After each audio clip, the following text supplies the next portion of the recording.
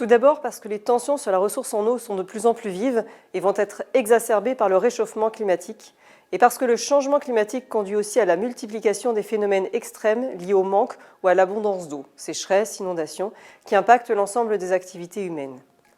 Or, par la diversité de ces activités, notamment opérationnelles, industrielles et tertiaires, le ministère des Armées a des usages nombreux et multiples de l'eau. Il exploite de très nombreuses infrastructures pour la production, la distribution, le stockage, l'assainissement et l'évacuation de l'eau. Il est également le gestionnaire du plus grand patrimoine foncier public de l'État et donc concerné par tous les événements liés à l'eau en tant que responsable des espaces et en tant qu'acteur du territoire et consommateur. Ainsi, face à l'épreuve du changement climatique et au regard de sa responsabilité particulière, le ministère des Armées a décidé de se doter d'une stratégie ministérielle de l'eau à l'horizon 2030. Cette stratégie a été approuvée en juillet 2023. Elle a été élaborée par la DTIE en associant l'ensemble des armées, directions et services. La stratégie vise à la fois à sécuriser les accès du ministère des Armées à la ressource en eau douce pour préserver en particulier la capacité opérationnelle des armées sur le territoire et à limiter ses consommations et son impact sur les milieux.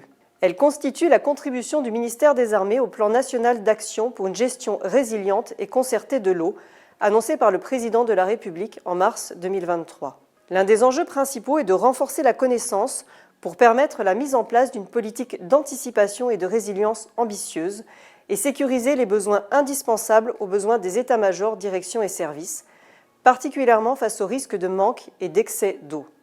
Des audits doivent notamment être menés afin de disposer d'une vision globale de la situation technique et administrative des infrastructures. En parallèle, sous l'impulsion et le pilotage de ma direction, les actions se développent tant au niveau national qu'au niveau local. Ainsi, les différents sites travaillent à améliorer leur sobriété en eau et la résilience des emprises, et parfois plus largement des territoires. Pour certains, il s'agit de réflexions, pour d'autres, les projets sont bien avancés.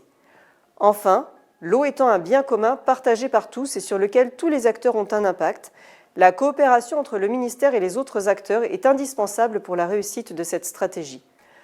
Nous en avons encore eu un exemple récemment avec l'inauguration le 19 mars dernier de la canalisation de 2,5 km et du raccordement de la commune de Bargemont à un second forage du camp de Canjuers, permettant ainsi à la commune en pénurie d'eau de sécuriser son approvisionnement.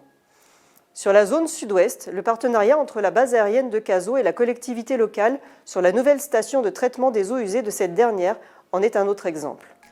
Cela démontre, s'il le fallait, l'implication de tous les acteurs du ministère des Armées et la solidité territoriale du lien nation-armée.